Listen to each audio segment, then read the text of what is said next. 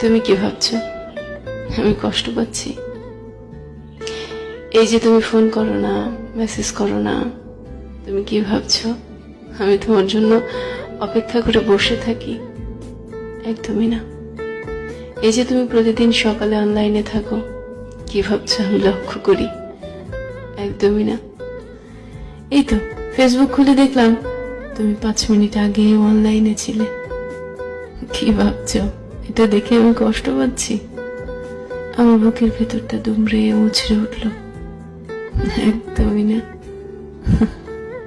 এতে বরং ভালোই হলো, আমি নিশ্চিত হলাম তুমি আমাকে ভুলে গেছো।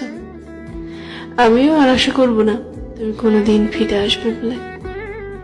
না, আমাদের বিচ্ছেদ হয়নি, যোগাযোগ বন্ধ হয়ে গেছে মাত্র।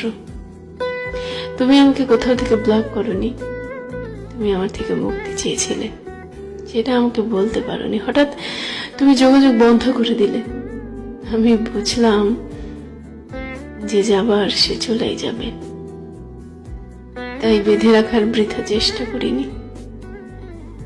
যদি কখনো আমায় মনে পড়ে সেদিন তুমি হয়তো বুঝবে তুমি আমাকে কি পরিমাণ কষ্ট দিয়েছিলে। সেদিন ফিরে আসতে চাইলেও আমি কিন্তু আর ফিরবো না।